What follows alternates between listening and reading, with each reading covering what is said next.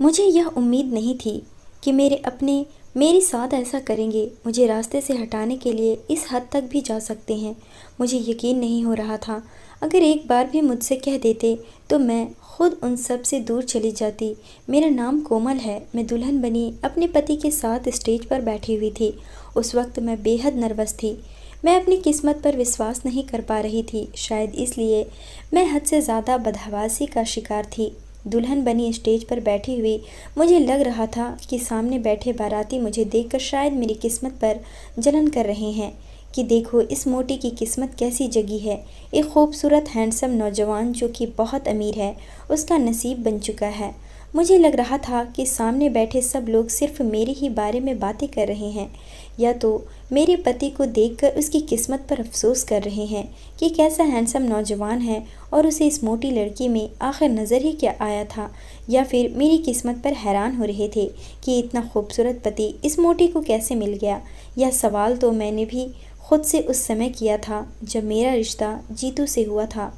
काफ़ी देर शीशे के सामने खड़ी मैं अपने पूरे शरीर को देखती रही जो बिल्कुल बेढंगा सा था, और मैं इतनी खूबसूरत भी ना थी कि कोई मेरे हुस्न पर फिदा होता।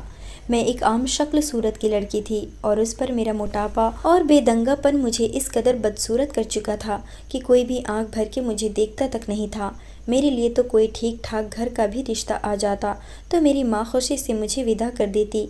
उस समय शायद मैं इतनी परेशान ना होती, ना ही इतनी बदहवास होती जितनी कि जीतू से शादी होने पर हो रही थी, क्योंकि मैं जानती थी कि मेरे लिए किसी भी शहजादे का रिश्ता नहीं आएगा। लेकिन मेरे लिए जब जीतू का रिश्ता आया तब मेरे होश उड़े थे। जीतू अपनी माँ के साथ खुद मुझे देखने आया था। मुझे लगा था कि वह लोग मुझे देखते ही ऐसे ही उठकर चले जाएंगे, जैसे कि अब तक मेरे आने वाले रिश्ते मुझे देखकर उठकर चले जाते थे। लेकिन इस बार ऐसा नहीं हुआ था। वह लोग मुझे पसंद कर गए थे और सुनने में आया था कि मैं जीतू को बेहद पसंद आई हूँ। मुझे लगा शायद मेरे कानों ने कुछ गलत सुना है। मेरी छोटी बहन मुझे यह बता रही थी और खुशी से उसने मेरे मुंह में मिठाई का टुकड़ा डाला था और कहा था, दीदी जीतू तो आप पर फिदा ही हो गए हैं। यह कहकर उसने खुशी से मुझे गले लगा लिया और मैं हक्का बक्का उसे देख रही थी। यह कैसे मुमकिन था? वह तो एक बहुत ही हैंडसम नौजवान लड़का था, ऊपर से दौलतमंद भी था।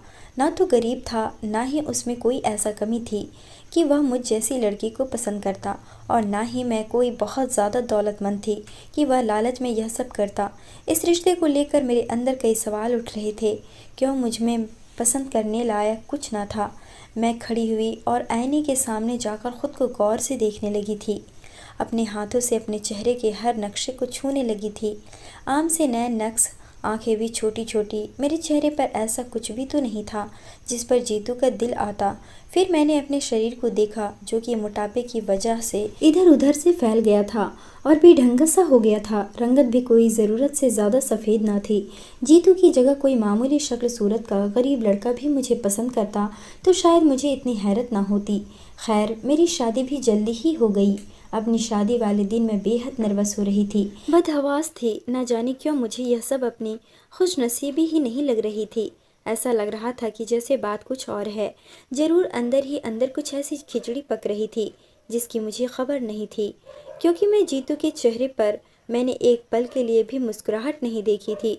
खुशी का ऐसा कोई रंग नहीं देखा था जो कि दूल्हा के चेहरे पर होता है। जैसे जैसे समय गुजर रहा था मेरा दिल डर के मारे कांप रहा था। हो सकता है कि जीतू के घर वालों ने जबरदस्ती मुझसे शादी तय की हो। पता नहीं वो मेरे साथ क्या सलूक करेंगे। शायद शब्दों से मुझे बेइज्जत करेगा, मुझे मेरी कमियां दिखाएगा।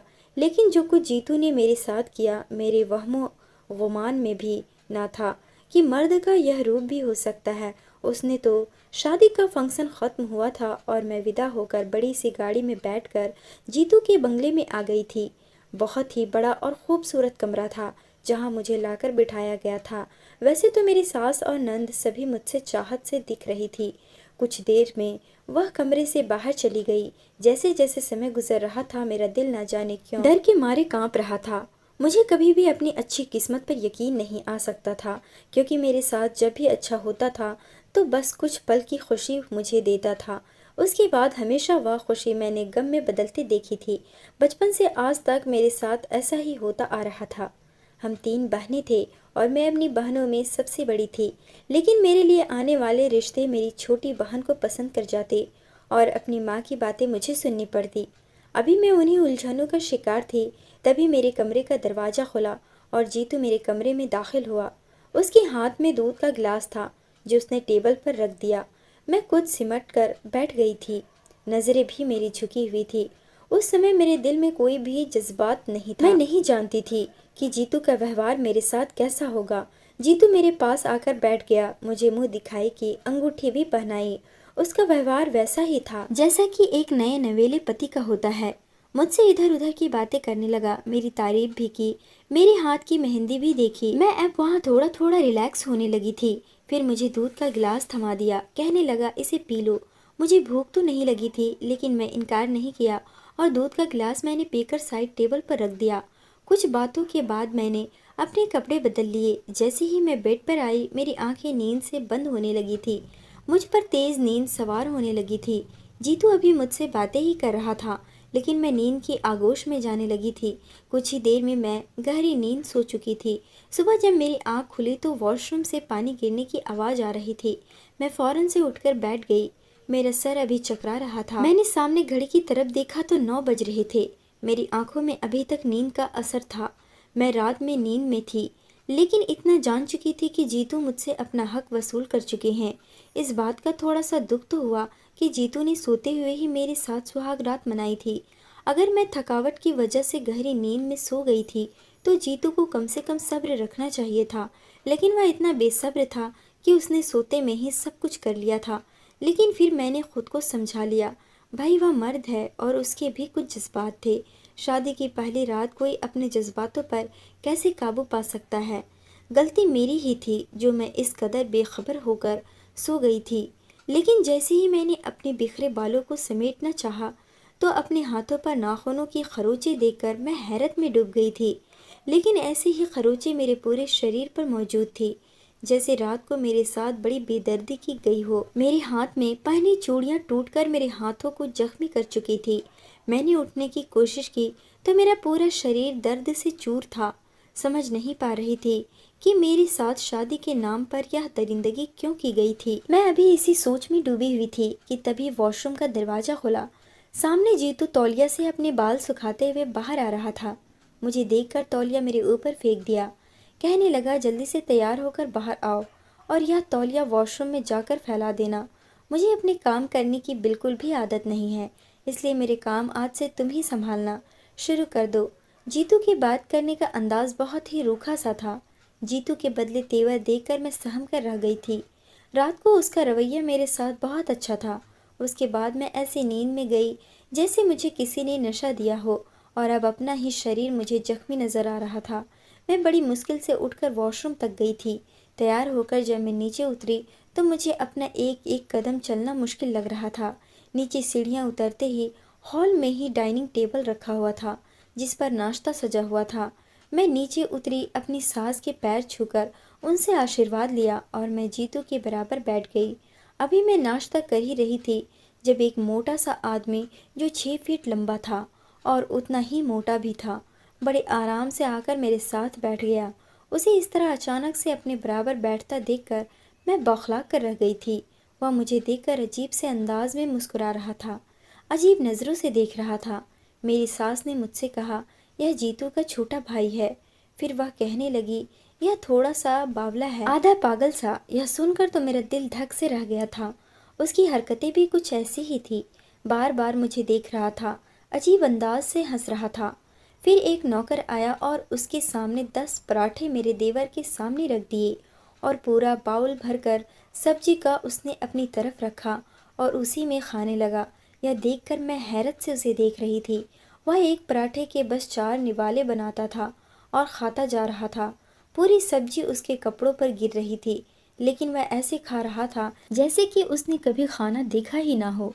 मैं मुश्किल से ही चाय का एक कप पिया और उठकर खड़ी हो गई, लेकिन मुझे हैरत का बड़ी जोर का झटका लगा जब इस पागल आदमी ने मेरा हाथ पकड़कर मुझे दोबारा से कुर्सी पर बैठा दिया। मेरे अंदर से तो जैसे जान ही निकल गई थी। मुझे वैसे ही पागल लोगों से बहुत डर लगता था।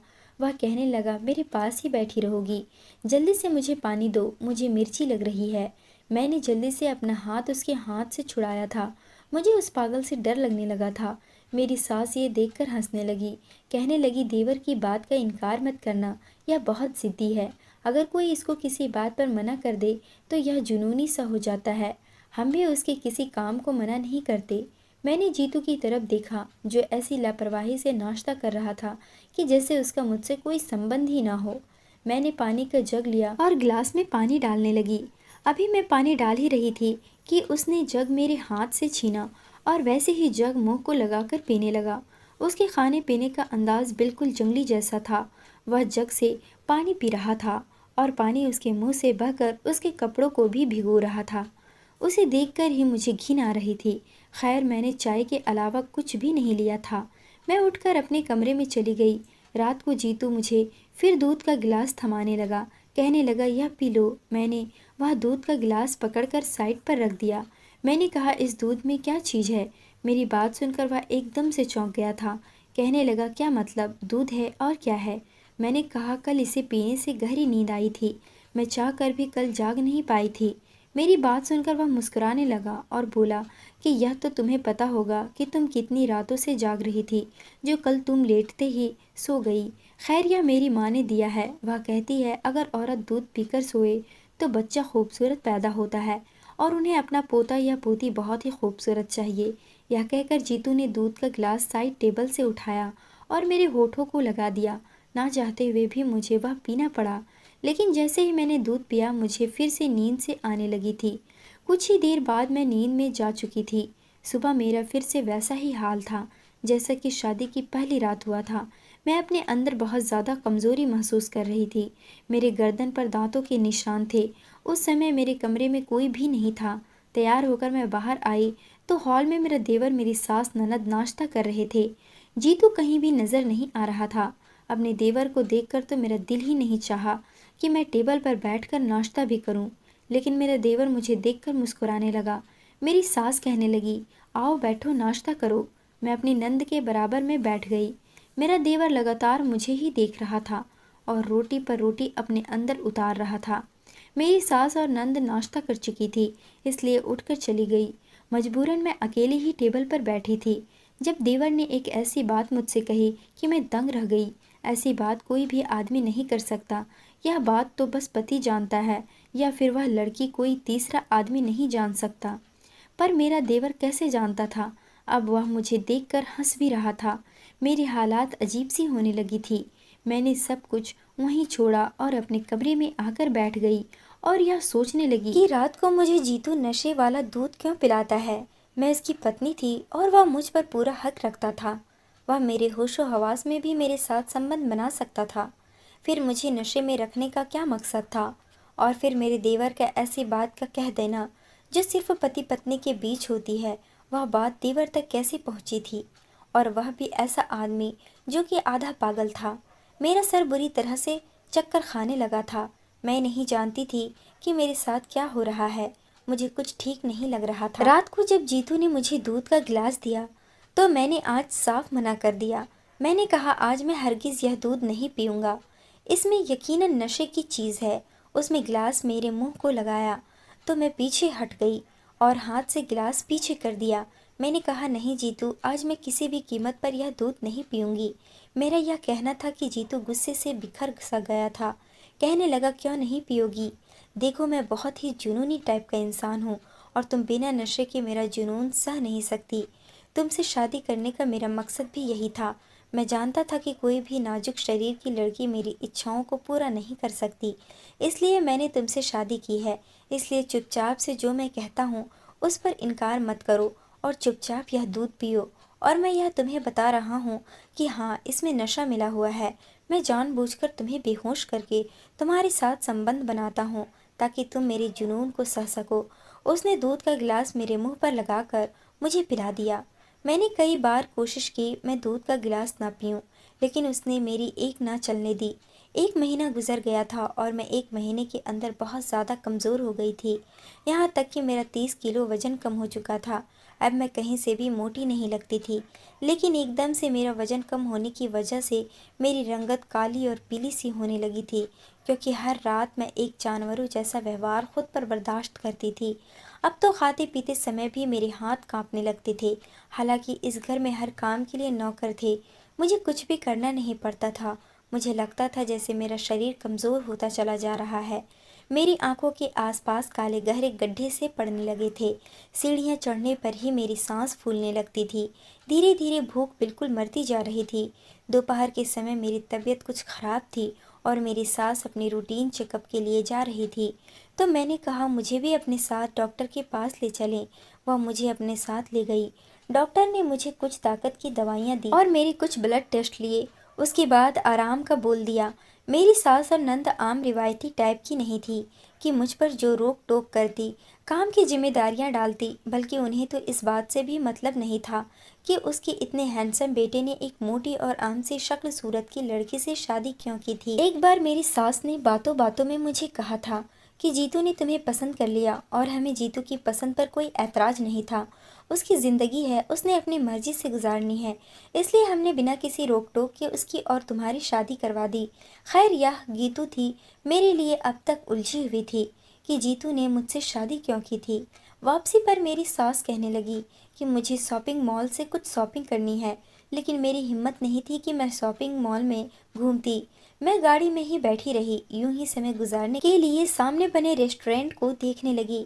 बहुत से लोग रेस्टोरेंट में खाना खाने जा रहे थे और कुछ वहां से निकल रहे थे कि तभी अचानक मेरी नज़र जीतू पर पड़ी थी। और जिस लड़की को मैंने जीतू के साथ देखा, उसे देखकर तो मैं अपने होशो हवास को बैठी थी। वह दोनों गाड़ी से उतरे और रेस्टोरेंट के अंदर चले गए। मेरी गाड़ी दूसरी मेन रोड पर थी और मॉल के सामने खड़ी थी। मेरी सास मॉल के अंदर जा चुकी थी। मैं गाड़ी से नीचे उतरी, रोड क्रॉस किया, उस रेस्टोरेंट में चली गई जहाँ पर जीतू और वह लड़की गए थे, जहाँ वह बैठे थे। दोनों की मेरी तरफ से पीठ थी। मैं खामोशी से पिछली सीट पर बैठ गई और ऐसे बैठी कि मेरी पीठ ही उनकी तरफ थी। जो बातें मैंने उनके मुंह से सुनी थी, सुनकर मेरा दिमाग चकरा गया था। मुझे लगा कि शायद किसी ने मुझे गर्म खौलते तेल में फेंक दिया हो। अब मुझे मेरे हर सवाल का जवाब मिल गया था। जीतू ने क्यों मुझसे शादी की थी, क्या मकसद था उसका, यह मैं जान चुकी थी। यह सच मेरे लिए इस कदर तकलीफ देने वाला था कि मेरी आंखों से खुद ब खुद आंसू बह रहे थे। मैं खामोशी से उठकर रेस्टोरेंट से बाहर आ गई। रोड पर जहाँ मेरी सास की गाड़ी खड़ी थी, ड्राइवर और मेरी सास गाड़ी के पास खड़े दाएं बाएं मुझे ही ढूंढ रहे थे। मैंने रोड क्रॉस किया और गाड़ी में आकर बैठ गई। अब भी मेरे आंसू बह रहे थे। मैं घर वापस आ गई, किसी से भी कोई बात ना की और कमरे में आकर बैठ गई। रात को जब जीतू मेरे कमरे में आया, उसने मुझे दूध का गिलास दिया तो मैं उसके हाथ से पकड़ लिया। फिर मैंने कहा कि मैं अपनी कुछ मेडिसिन बाहर भूल गई हूँ, हॉल में ही होगी, मुझे वो ला दो, मैं दूध के साथ ही खा लूँगी। इस एक महीने में मैं चुपचाप उसकी हर बात मान रही थी, इसलिए अब उसे लगा कि शायद मैं वह दूध पी लूँगी। जैसे ही जीतू कमरे से बाहर गया, मैं बेड से खड़ी हुई और दूध खिड़की से बाहर गिरा दिया। मेरे कमरे की खिड़की बाहर गार्डन में खुलती थी। पौधों के बीच मैंने वह दूध गिराया और अपने पास से एक मिल्क पैक निकालकर गिलास में डाल लिया। मुझे यह जानना था कि जीतू रात को मुझे नशे का दूध पिलाकर मेरे साथ करता क्या है। जब जीतू कमरे में आया तो मैंने उसे मुस्कुरा कर देखा। उसने मेरी मेडिसिन मुझे दी और कहने लगा, तुम्हें क्या हुआ है जो तुम यह दवा खा रही हो। मैंने कहा, मैं आज डॉक्टर के पास गई थी, मुझे अपने अंदर बहुत वीकनेस फील हो रही थी, इसलिए डॉक्टर ने मुझे मेडिसिन दी थी। उसने लापरवाही से कंधे उचका दिए, कहने लगा, ठीक है खाओ मेडिसिन। मैंने अपनी मेडिसिन दूध के साथ ली और उसके बाद बेड पर लेट गई और ऐसा दिखावा करने लगी जैसे मैं नींद के नशे में जा चुकी हूँ। कुछ देर बाद जीतू कमरे से बाहर जा चुका था। मुझे वह बातें याद आने लगी जो रेस्टोरेंट में मैंने जीतू और उस लड़की के मुंह से सुनी थी। वह लड़की कोई और नहीं बल्कि मेरी ही छोटी बहन थी। अपनी छोटी बहन को ही मैंने गाड़ी से उतरकर रेस्टोरेंट में जाते हुए देखा था। मुझे अपनी आंखों पर विश्वास ही नहीं हो रहा था कि मेरी छोटी बहन जीतू के साथ। इसलिए मैं गाड़ी से उतरकर रेस्टोरेंट में चली गई थी और उनके बिल्कुल पीछे वाली टेबल पर पीठ करके बैठ गई थी। जीतू मेरी बहन से कह रहा था कि वह ये ड्रामा अब और ज़्यादा नहीं कर सकता। मेरी बहन कहने लगी, देखो जो काम तुम मेरी बहन के साथ कर रहे हो, उस हिसाब से वह बस कुछ ही महीने जिंदा रह सकती है, उससे ज़्यादा नहीं। फिर हमारा रास्ता साफ हो जाएगा। वह कहने लगा, मुझे तुम्हारी मोटी और उस भारी भरकम बहन को देखकर घिन आती है। मुझ जैसा खूबसूरत हैंडसम नौजवान किस तरह ऐसी बदसूरत लड़की को बर्दाश्त करता है, यह मैं ही जानता हूँ। तुम खुद को देखो, तुम कितनी खूबसूरत और हसीन हो, और अपनी बहन को देखो जो तुम्हारे पैर के नाखूनों के बराबर भी नहीं। बस मेरी मजबूरी यह है कि तुम्हें पाने के लिए मुझे उसे अपनाना पड़ा। यह मेरी तुमसे मोहब्बत की हद है। मेरी बहन मुस्कुराने लगी थी, कहने लगी, मैं जानती थी कि मेरी माँ कभी भी मेरी बड़ी बहन को छोड़कर मेरी शादी नहीं करेगी, क्योंकि उसे छोड़कर माँ दो बहनों की शादी कर चुकी है। और अब माँ ने पक्का इरादा कर लिया था कि जब इस मोटी की शादी करेगी तभी मेरी शादी करेगी। और फिर तुम मुझसे उम्र में 10 साल बड़े भी थे। मेरी माँ तो साफ मना कर देती, और फिर मैं जितनी खूबसूरत और हसीन हूँ, मेरे लिए रिश्तों की कमी ना होती। इसलिए मैंने सोचा, चलो मेरी बहन वैसे तो किसी काम की है ही नहीं, अगर वह मेरे काम यूँ आ सकती है तो क्या नुकसान है। कुछ ही महीनों में वह मर जाएगी, और फिर तुम अपना रिश्ता मेरे लिए भेज देना। माँ फिर इस रिश्ते के लिए मना नहीं करेगी, क्योंकि तुम उनके देखे भले होगे, और मैं भी जीत करके माँ को मना ही लूंगी। मैं अपनी बहन की कही हुई यह बातें सोच रही और मेरी आंखों से आंसू बह रहे थे। अपनी बहन की बातें सोचकर उसने मुझे अपनी शादी करने के लिए इस्तेमाल किया था। मैं बेड पर आंखें बंद करके लेटी हुई थी, ऐसा दिखावा कर रही थी कि मैं सो गई हूँ, कि तभी कमरे का दरवाजा खुला। जो मेरे कमरे में दाखिल हुआ उसे देखकर मैं एकदम से उठकर बैठ गई थी। वह मेरा देवर था, 6 फीट लंबा चौड़ा आधा पागल इंसान। उसने कमरे का दरवाजा बंद किया और मुस्कुराते हुए मेरे पास आने लगा। मैं फौरन से खड़ी हो गई। मैंने कहा, तुम मेरे कमरे में क्या कर रहे हो? मेरे पूछने पर वह कहने लगा, रोज मेरा भाई मुझे ही तो तुम्हारे कमरे में भेजता है, कहता है जाओ ऐश करो। मैंने कहा, निकलो मेरे कमरे से बाहर। लेकिन वह बाहर जाने के बजाय मेरे पास आने लगा। क्यों बाहर जाऊं? मुझे तो मेरे भाई ने भेजा है, और रोज मैं ही तुम्हारे पास आता हूँ, तो आज बाहर क्यों जाऊं? तुम्हारे साथ रहकर मुझे बहुत मज़ा आता है। मैं खुद ही कमरे से बाहर जाने लगी तो वह मेरे सामने खड़ा हो गया। कहने लगा, तुम कमरे से बाहर नहीं जा सकती। मैंने कहा, अगर तुम पीछे नहीं हटे तो मैं शोर मचा दूंगी। मेरा यह कहना था कि उसने मेरे मुंह पर हाथ रखा और मुझे धकेलते हुए बेड पर ले गया। मैं इस 1 महीने में इस कदर कमज़ोर हो चुकी थी कि अपने बचाव के लिए हाथ पैर भी नहीं चला सकी। रात भर उस इंसान ने मेरे साथ जो किया, मैं रोती रही, लेकिन उस इंसान के अंदर तो जैसे कोई जंगली जानवर था। सुबह होते ही वह मेरे कमरे से बाहर निकल गया था। मेरा दिल चाहा कि मैं खुद को ख़त्म कर लूं, और मेरी बहन भी तो यही चाहती थी कि मैं मर जाऊं। अपने फ़ायदे के लिए उसने मेरी ज़िंदगी नर्क बना दी थी, मुझे बर्बाद कर दिया था। मैं यही सोच रही थी कि जब मेरे मोबाइल पर बेल बजने लगी थी, और जब मैंने फ़ोन उठाया तो मेरे डॉक्टर का फ़ोन था। कहने लगी, तुम्हारी रिपोर्ट आ चुकी है, तुम्हें स्लो पॉइजन दिया जा रहा है, जो कि तुम्हारे शरीर में फैलने लगा है। अगर उसका इलाज नहीं करवाया तो तुम मर सकती हो। मर तो मैं गई थी। मेरी छोटी बहन, जिसे मैं मासूम से गुड़िया समझती थी, उसने कितना भयानक खेल खेला मेरे साथ।